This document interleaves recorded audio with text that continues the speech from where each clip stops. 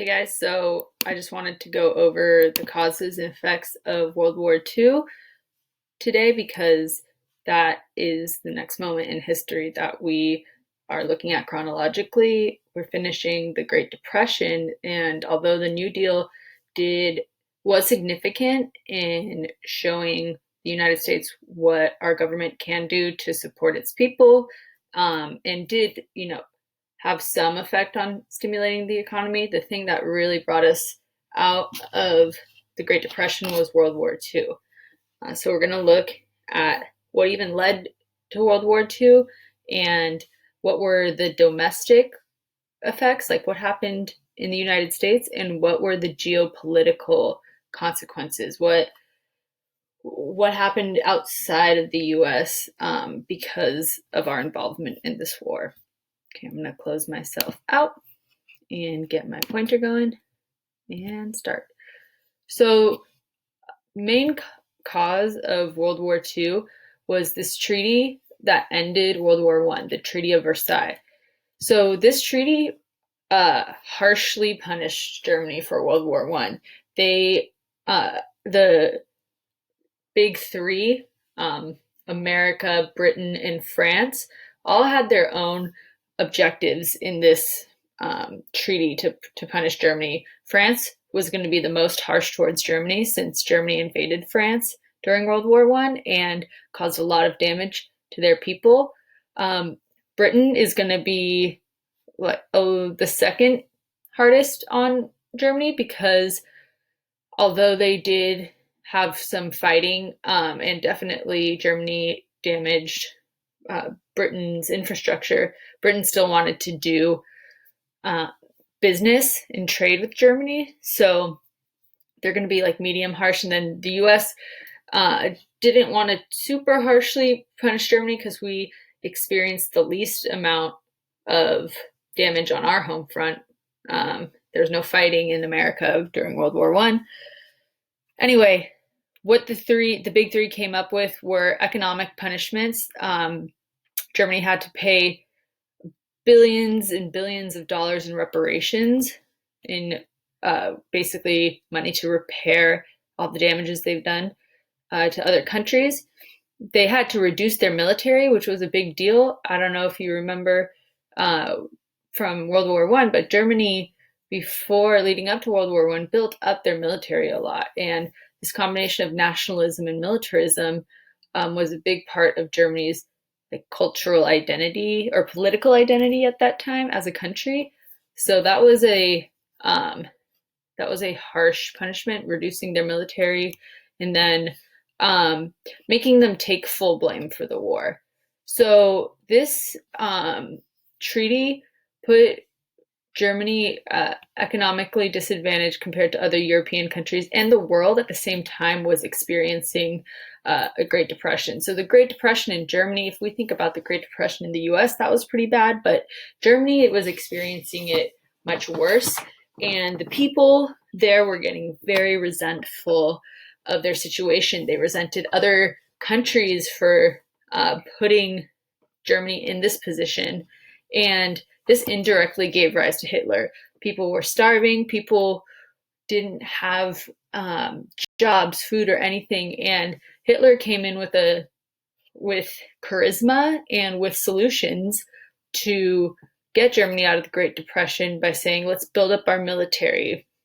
That will build up our economy. And he used scapegoats to blame certain groups of people for causing the Great Depression. Besides these outside countries, yes, of course, he blamed them, and that's what helped build up the military. Let's fight them. Let's show how strong we are. But also he blamed Jewish people for having this conspiracy he had two kind of conspiracies, both that they were communists and that they were extreme capitalists that had this big worldwide banking conspiracy to the banks in the world. So he used this rhetoric and used other of just specific political moments to slowly undermine Germany's democracy and make himself the totalitarian dictator.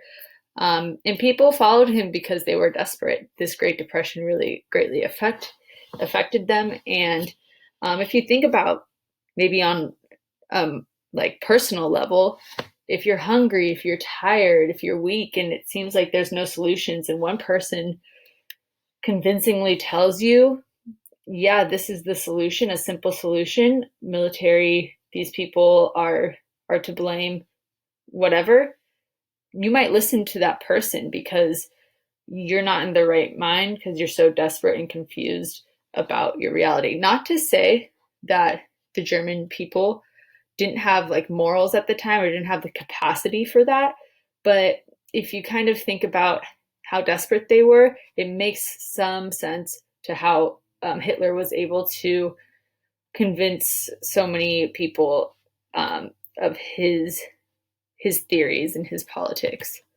Okay, eventually, like years after Hitler comes to power and slowly undermines um, democracy in Germany, the Holocaust, he initiates the Holocaust, which is the mass genocide of Jewish people.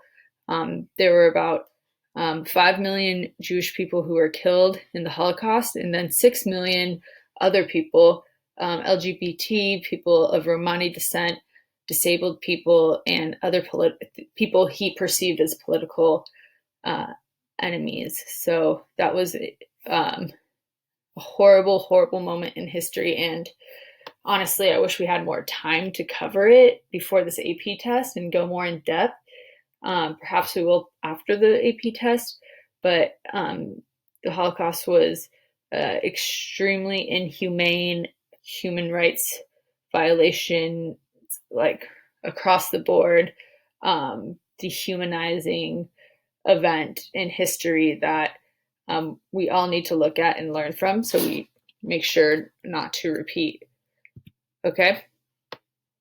At this time, before World War II, because this Great Depression was happening in several countries, fascist leaders were able to use fascist rhetoric to take over this kind of power vacuum that happened. All this power existed in these structures and existed before World War I. They were all destroyed during World War I, and now there's this empty power vacuum that fascist leaders come in and take up this government structure, and they push this extremely right-wing belief in military rule onto the countries that they rule. And we're going to go over who were these leaders exactly in a second. And then fighting in World War II starts 1937, 1939. 1937 refers more to Japan invading China.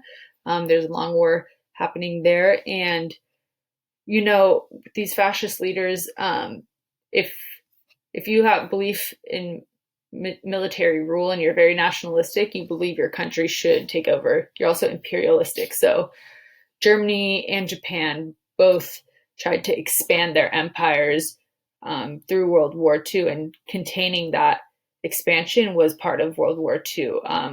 In the eastern part of the world, you know, Japan was taking over China, invading Korea, also Indonesia, and all, like surrounding countries. And then Germany, we'll look at a map in a little bit later, basically takes over most of the European continent, but starts in Poland, and that's when Britain and France join in on the war. This is a definition of fascism. I'm just going to quickly go over this, like pass it. You can look at the slides yourself to read more about this. If you have any questions, ask me. And then we have our leaders, our fascist leaders at this time. We have Adolf Hitler in Germany, Benito Mussolini in Italy, and Hideki Tojo in Japan. Okay.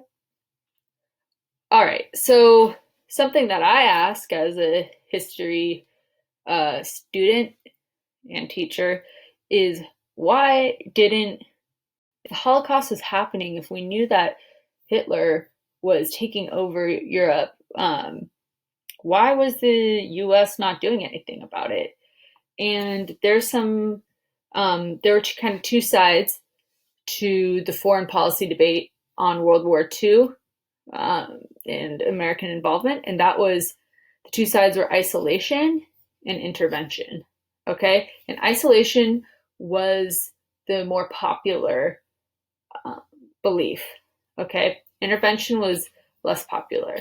Okay, this is a cartoon by Dr. Seuss. I would encourage you to go back and look at this and try to figure out how does this have an interventionist message. Okay, um, just something thinking about isolation and intervention. This isolationist uh, perspective was so strong in the U.S. that there was once a ship, SS St. Louis. This is a picture of it, that carried about 200 or plus Jewish refugees. They were escaping the Holocaust. They came first to Cuba, were rejected, were said, you can't stay here, and then sent to the US. US said, you can't stay here. And then to Canada, Canada said, you can't stay here. Almost half of the people on this ship went back and were sent to their deaths. And it's a moment in history that we look at and we're like, how could the US have taken this stance? I encourage you to watch this video on that and think about, if you could go back in time, do you think you would try to advise Americans to support letting Jewish refugees in? Well, why or why not? Okay. And then just thinking about why didn't Americans allow Jewish refugees in or try to stop the Holocaust? What is that? Looking back in history, is it something about hindsight? Is it something that Americans were really aware of? I would encourage you to look more into that yourself. Or was it purely about an empathy thing? And is that something that we still struggle with as a country today? And this article might be some more food for thought, thinking about the parallels between the Jewish refugee crisis and Syrian refugee crisis today. There's some interesting parallels in this article I would encourage you to look at. Okay, that's a bit of a sidetrack. Back to isolationism and interventionism. So, isolation, Hitler invades Poland and Britain and France declare war on Germany. But in that year, 90% of Americans did not want to get involved with the war.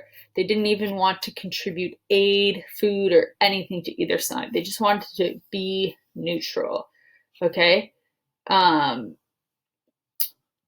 We're going to go over why did 90% of Americans not want to have anything to do with the war?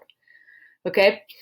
America applied isolationism by enacting these neutrality acts. So we made illegal the exporting of arms and ammunition to any foreign nation at war. And then we prohibited Americans traveling on ships owned by any nation at war. So any European nation, you could not travel on those ships. And American-owned ships could not carry any weapons intended for war zones. So that's how we remain neutral. Okay, why did people want to be isolationists?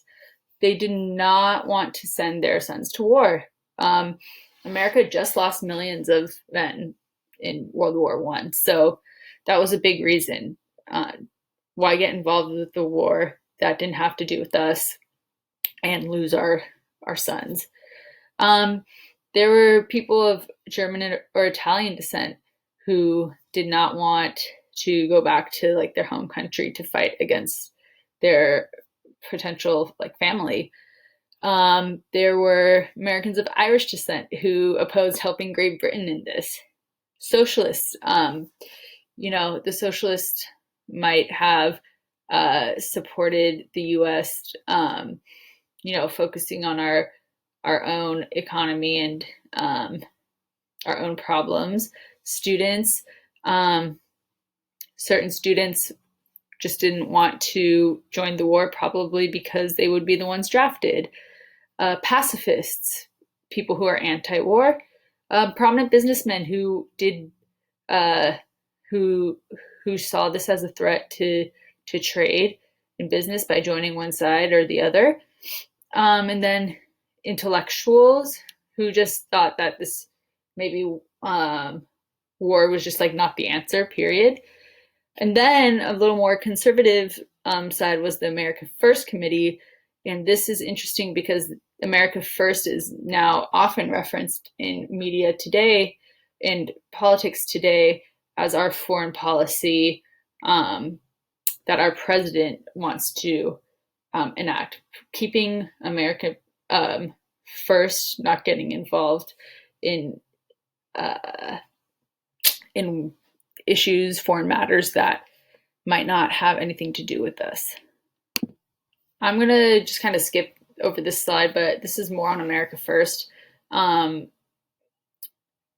Lindbergh was part of America First. He was a super famous pilot. He got in hot water or in trouble because not trouble, but criticized because he accused Jews of being war agitators, although they were the ones who were being killed. So that's perceived as anti-Semitic, which is racism towards Jewish people. So this is a link history video about how there's some overlap between America First people and American Nazis at that time in the US. And if you think about, part of the people who didn't want to join the war, were from more like leftist political persuasions. They might have had this more pacifist, more anti-war approach, and then here's the other side. Their anti-war approach is because of a belief that what the Germans were doing was okay. So just some food for thought. Go to the next. And then the interventionists were people who had maybe more empathy towards the European people who are suffering in the war, or people that were protesting the Holocaust. Okay, some people supported rallies to end the massacre of the Jewish people. And those groups that were pro-intervention were the Committee to Defend America, Fight for Freedom. Okay? So these people wanted to aid allies with provisions and just end the war faster because we had the industry to end the war if we wanted to. Okay, after I go over this, I want you to pause this and just reflect for a second because we have a whole other half of this lecture to go. Take a look at this political cartoon. Who's that? Note, what do you see? What does everything say? What is the message? Explain isolation interventionism in your own words. Just pause. Think about how would you explain that? What do you think is the message of the cartoon? Okay. And if you were alive in the 1930s, would you have been more of isolationist or more of interventionist, and why? So pause. Try to answer these 3 questions before moving on. Take a quick brain break. All right, the alliances of World War II before the US joined are known as the Allies, which was Britain, England, and France, and the Axis powers, Germany, Italy, Soviet Union. Soviet Union switches over Allies in 1941 when Germany breaks a promise that they would not invade the Soviet Union. So they kind of backstab Soviet Union, and so they kind of reluctantly have to join the Allies. This is the side that the US joins, and that little detail is important to keep in mind. Soviet Union switching sides reluctantly, because then the US and the Soviet Union, who had tensions beforehand, are forced to work together, but then there's still underlying tensions that then leak into the Cold War, which immediately follows World War II. Okay, moving on. So This is how much of Europe, the red and the pink, is how much Germany occupied, Nazi Germany occupied in 1942. Okay, and this is the year that the US finally decides to join in 1942. Although the war has been going on since 1939. Okay, so Germany is able to expand all throughout Europe into Russia over here. Not getting into Spain. Spain is neutral. Yeah. Okay, the US intervenes. We're slowly and surely intervening. We start breaking neutrality with the Lend-Lease Act. So we say you can lend or lease war supplies to any nation that might defend the US. So we're picking it, it's very loose, vague language to maintain neutrality and keep those isolationists perhaps happy, but it is a signal that the US is inevitably going to join this war. And this is kind of a baby step towards us entering the war. So we supplied military aid to our allies while remaining officially neutral with the Lend-Lease Act. Okay, this is the big moment that the US joins the war when Japanese attacked Pearl Harbor. Okay, this is the first time that the US is attacked on its own soil, and thousands of Americans die and are wounded. If you want to see this dramatization of the Pearl Harbor attack in Hawaii, you can press play and you can watch that. It just showed how close war could be, right? Japan shares a Pacific Ocean with Hawaii, which is part of the US, and in California, we share the Pacific Ocean. So conceivably, we could be fighting on land, on our own land, with one of the Axis powers in World War II. So when this happens, a lot of those isolationists, American First people, now they see that as America's problem, and they're ready to join the military. And this just changed the mind. This one moment changed the mind of a lot of Americans. But then there were also negative consequences besides, just like entering the war or whatever. That's probably good for in the long run because the US helped end the war. But at home, the Japanese American people who had been in the US for many years were then discriminated against and targeted and scapegoated and put in concentration camps in a similar way. I'm going to leave some links to Japanese internment and what that looked like on our agenda. So make sure you check that out. But yeah, just know US joins the war December 7th, 1942 or 1941. Let me double check that. Yeah, 1941, December 7th, 1941. And shortly after, we joined the war. So what happens in the US? Domestic refers to within our own country, domestic effects of the war. There's a mass mobilization of American society to work in war production. Okay, so Americans are asked to work to help end the war. There's opportunities for women and minorities to improve their socioeconomic positions. Okay, we see this with famous Rosie the Riveter, women working in industry, and African Americans, Latinos, Filipinos, Japanese Americans, are also working in war industry. And this kind of leads to debates over racial segregation. Why should, now that, socioeconomic power gives people more political power, and African American people, Latinos, people of color and women are saying, we contribute to society we contribute to this country. Why are we still segregated? Okay.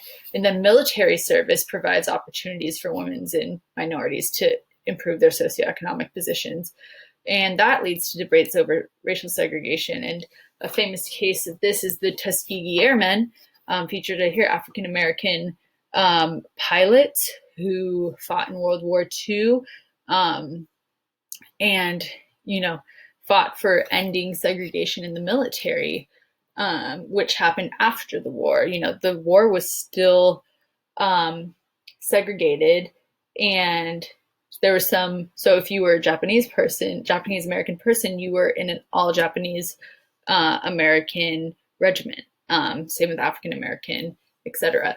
There was little integration in the military. And we help win the war because we have a strong, once again, industrial base. We have lots of industry in the US, lots of factories. And so that strong industrial base helps provide equipment and provisions to our allies to help win the war. Japanese Americans were interned.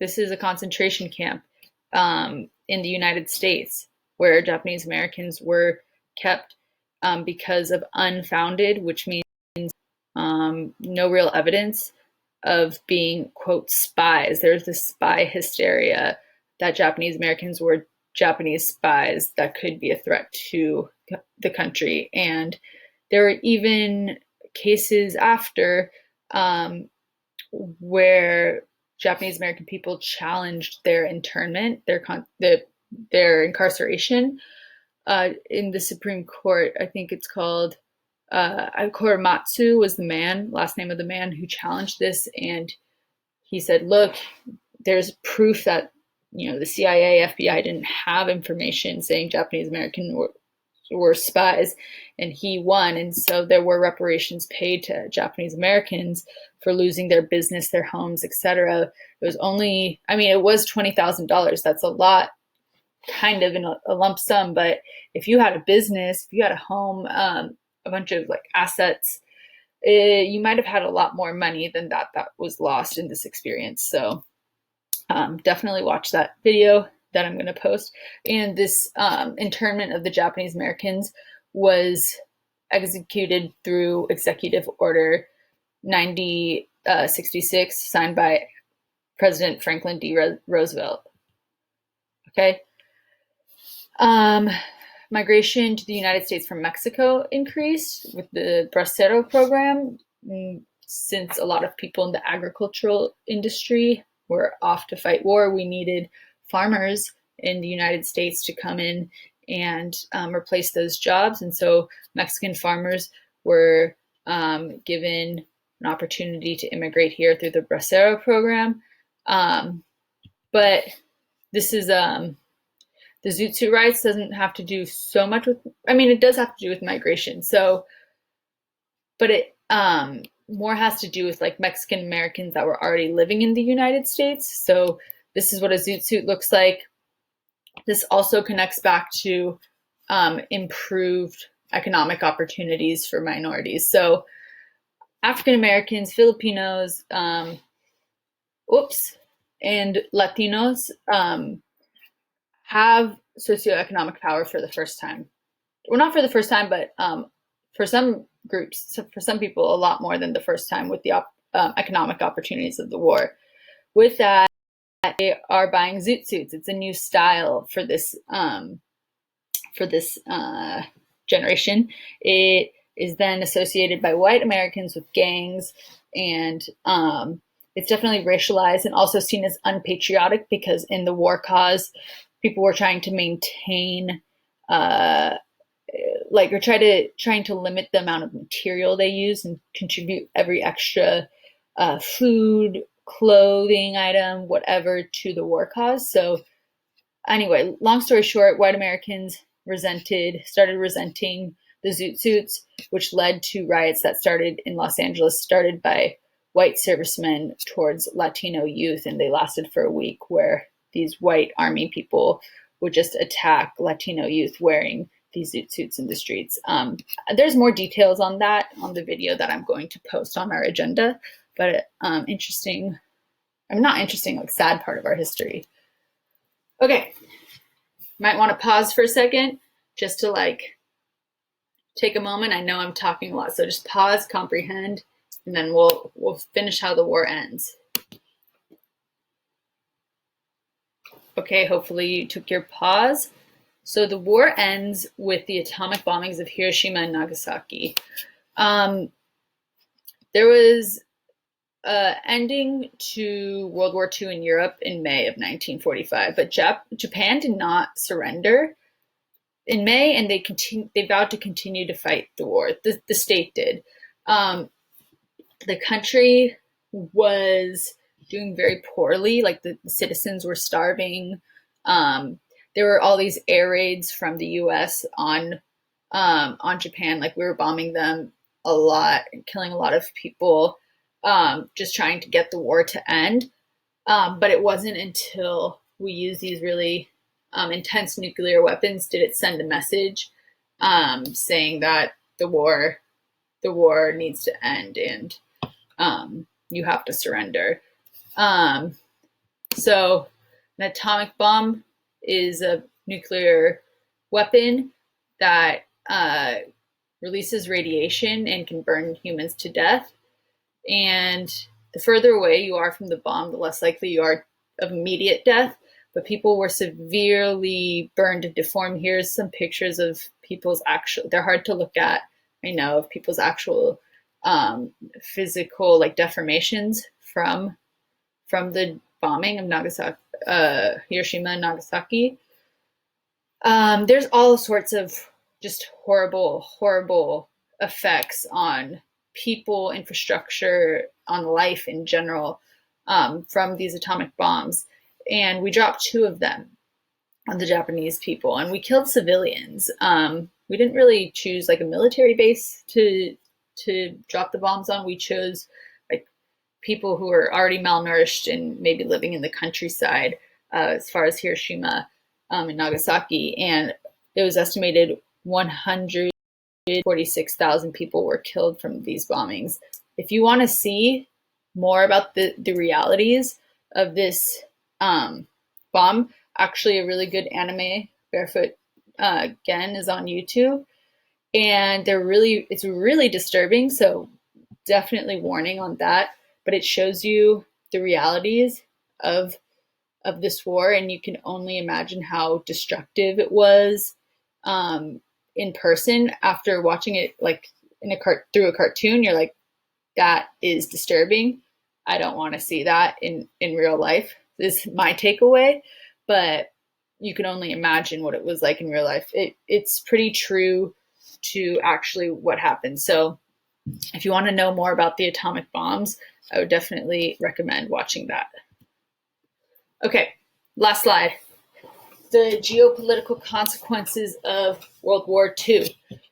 We being the United States, come out of this war as the most powerful nation because we provided a lot of provisions and aid. We're making money through the war, and then Europe and Asia are literally rebuilding their countries, their respective countries, because there was war fought on their land. And we help in rebuilding that. And there are a couple of conferences, the Yalta Conference, the Potsdam Conference, for example, that the US, Soviet Union, and Britain are discussing post-war treaties. And the US and Britain are kind of suspicious of the Soviet Union. You know, they were communists before, they were on Hitler's side before, and then they switched over. And then the Soviet Union's kind of suspicious of the US because they don't like capitalism. They also are like, why did you guys not join the war earlier? If you joined earlier, we would have lost less of our people. The US is concerned of the spread of communism after these treaties are signed because the Soviet Union gets certain territories, they have influence over certain lands, and pretty much the Cold War, which is a long war that is not hot, it is not fought directly on either the US soil or Soviet Union soil. It is a Cold War that is political events and actions between the US and Soviet Union that lasts from 1945 to 1991. And you'll learn more about that post exam, since you're not being tested on it. But just know that that is a consequence of World War II, is the start of the Cold War, and the start of the US being the most powerful nation, at least in this time period.